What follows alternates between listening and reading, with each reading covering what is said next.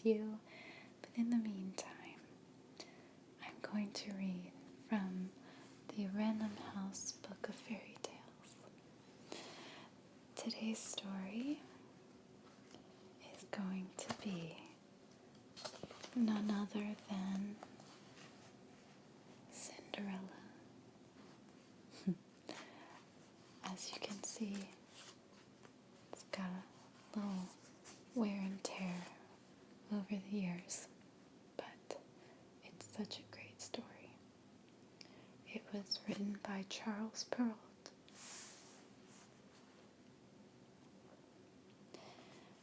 There was once a man whose wife died, and so he took another. The new wife was proud and haughty, and had 2 daughters who were just like her in every way. But the man also had a daughter, and she was sweet and gentle and good as gold. The wedding was hardly over before the woman began to make her stepdaughter's life a misery. The young girl's goodness was like a beacon showing up the faults of her own 2 daughters, and so the woman could not bear her. She gave the girl the meanest work in the house to do. She had to scour the dishes and scrub the floors and pick up after her stepsisters. From early morning until late at night, she was made to work, and her bedroom was in a garret way at the top of the house. She slept upon a wretched straw bed, while her 2 stepdaughters lay in fine rooms with carpets on the floors and looking-glasses so tall that they could see themselves from head to foot. The young girl did all she was asked, and dared not complain to her father, who would have only scolded her, for his new wife ruled him entirely. When she finished her work, she used to go into the chimney corner and sit quietly among the cinders. And so she was called Cinderwench. But the younger sister, who was not quite as sober as the others, called her Cinderella. In her ragged clothing, with her dirty face, Cinderella was yet 100 times more beautiful than her stepsisters. After some months had passed, the king's son gave a ball for all the stylish people in the countryside. The 2 sisters were also invited, and immediately they set about choosing the gowns and petticoats, the hair ornaments and slippers they would wear. This made Cinderella's work still harder, for it was she who ironed their linen and pleated their ruffles. All day long the sisters talked of nothing but how they should be dressed. "I think I shall wear my red velvet suit with the French trimmings," said the eldest. "And I," said the youngest, "shall wear my gold-flowered mantle and my diamond necklace." The best hairdressers were called in to style their hair, the best face powder and lip rouge were obtained. In all these matters the sisters consulted Cinderella, for she always knew what was most becoming. One night she was helping them to undress. They said to her, "Cinderella, would you not like to go to the ball?" "Please, sisters, do not mock me," she said. "How could I ever dream of such a thing?" "You are right," they answered. "People would surely laugh to see a Cinderwench at the ball." For 2 days the sisters could hardly eat for excitement. So tightly did they lace themselves that they broke a dozen laces, and they were always looking at their glasses, trying on their gowns. At last the evening of the ball came.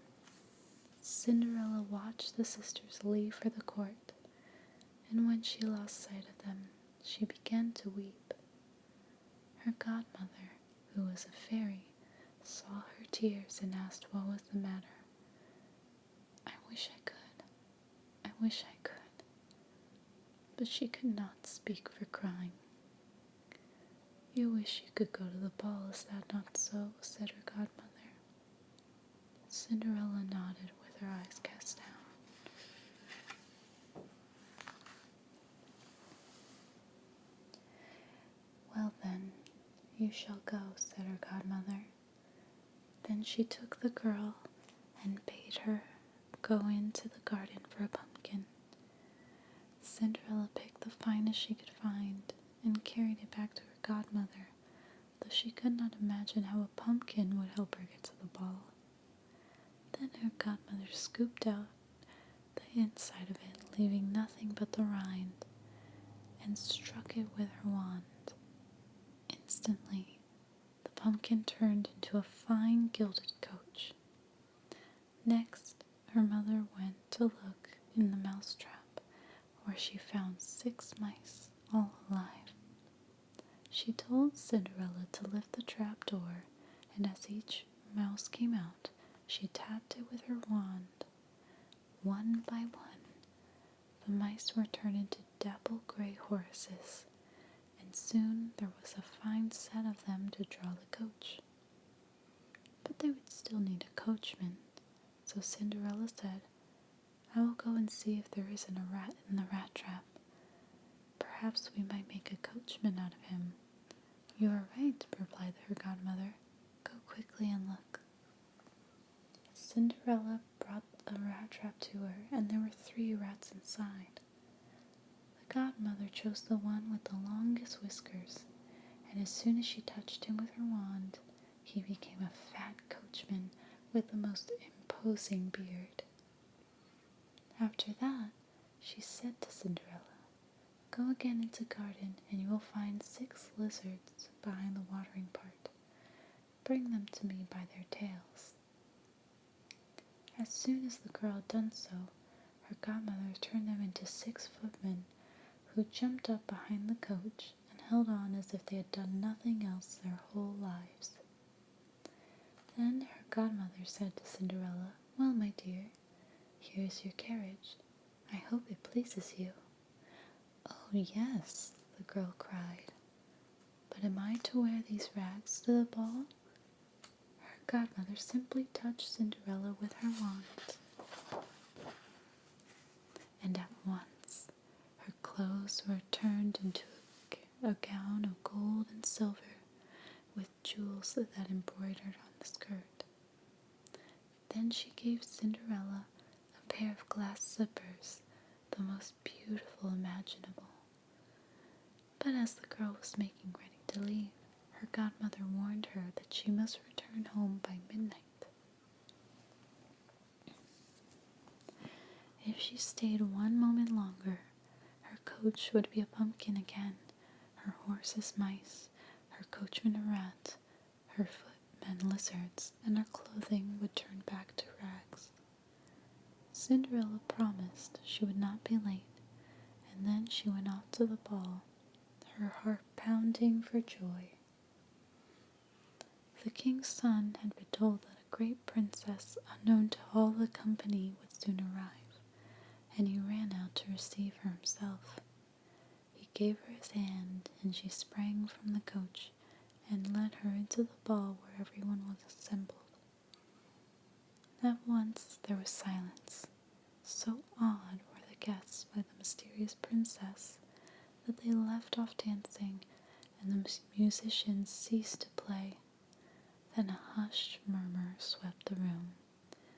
"Oh, how lovely she is! How lovely!"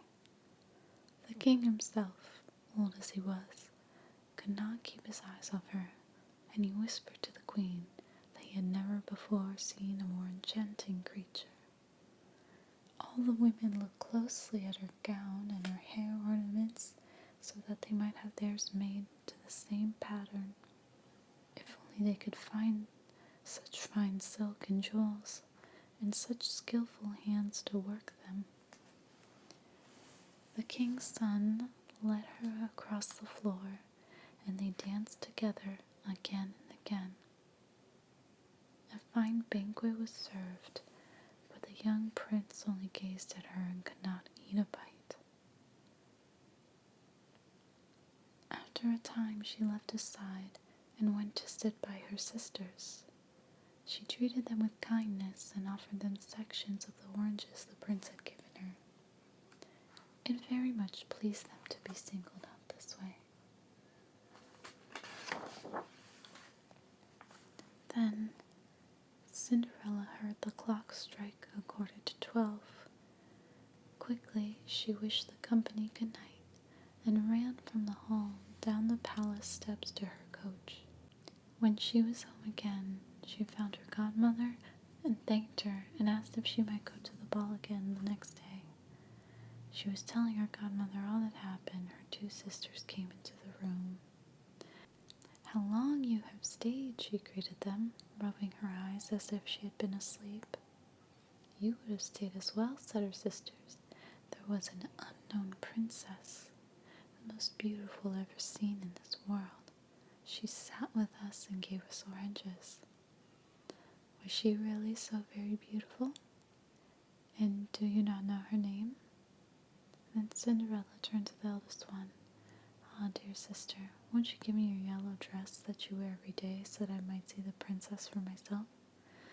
"Lend my clothing to a dirty cinder wench? I should be out of my mind," cried the sister.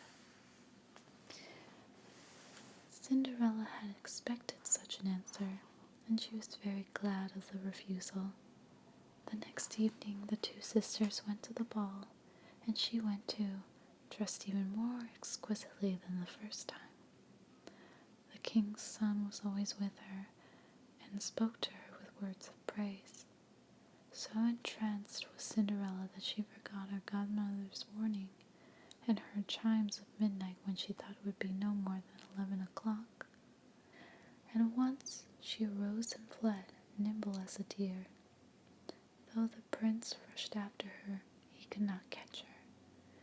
In her haste, she left behind one of the glass slippers, which he picked up and carried with him. Cinderella's coach had vanished, and she had to run home in the dark. Of her finery nothing remained but the other glass slipper. The guards at the palace gates were asked if they had seen a princess, but they replied that no one had come there but a poor country girl dressed in all rags. When the two sisters returned from the ball, Cinderella asked them if they had enjoyed it, and whether the unknown princess had again appeared. They told her yes, but said she had hurried away the moment the clock struck midnight, and now the king's son had only the glass slipper she had left behind. They said he was broken-hearted and would do anything to find her once more. All of this was true. A few days afterward, the king's son proclaimed that he would marry the woman for whom the glass slipper had been made. The courtiers began by trying the slipper on all the princesses. They tried it on the duchesses and then on the ladies of the court, but nowhere in the land could they find a woman whose foot was small enough to fit the slipper. At last it was brought to the two sisters. They pushed and pushed, trying to squeeze their feet inside, but they were not able to manage it. Cinderella was in the room and recognized her slipper at once. "Let me see if it'll fit my foot," she said. Her sisters began to laugh and tease her, but the courier who was sent with the slipper looked at Cinderella and saw that she was lovely. He said his orders were that every woman in the land should try it on. Cinderella sat down as he held the slipper up to her little foot. It went on at once, as easily as if it had been made of wax. Then, while the two sisters watched in astonishment, Cinderella drew from her pocket the other glass slipper and put it on too. Suddenly, her godmother was there, and she touched the girl's ragged clothes with her wand, and they became a gown even more beautiful than the ones she had worn to the ball. And now her two sisters knew she had been the unknown princess they had so admired. they threw themselves at her feet to beg for her forgiveness for all their ill treatment. Cinderella took them up and embraced them and said that she forgave them with all her heart. Then Cinderella was taken before the prince. He was overwhelmed with love for her, and some time later they were married. Cinderella, who was as good as she was beautiful, gave her 2 sisters a home in the palace, and that very same day they were married to 2 lords of the court. The end. So, this version of Cinderella is very interesting because in the Disney version, the father is always passed away, and there were other versions of Cinderella where just the father is no longer in the picture. And so, in this version, the father is alive and well, but he's sort of a pushover, I guess. And also in this version, it seems that there's more drama between the sisters and Cinderella versus the stepmother. The stepmother just makes her work, but that's about it. So, and also in this original version, the ball lasts for multiple days versus just the one night. So that was different as well.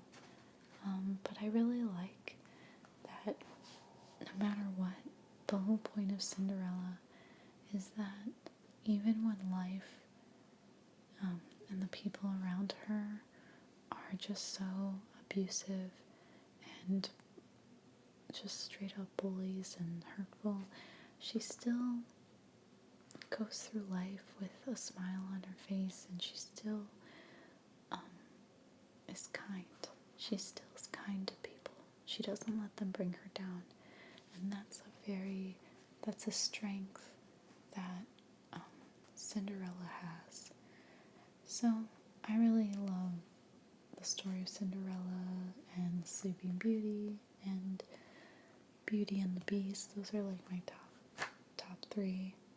Oh, Little Mermaid as well. So, but I just love these pictures. These illustrations are just gorgeous. I kind of wish this one was in color.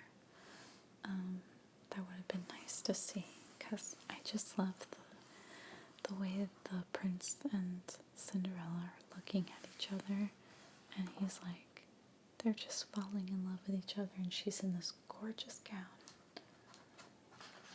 Versus this one where her gown is already turning into rags. I mean, I still love this illustration. Oh, but this one in color would have been so nice to see. Oh well. Anyway. Thank you so much for watching. I hope you enjoyed this video. If you did, please subscribe. And I can't wait to see you in the next one. Have a good night.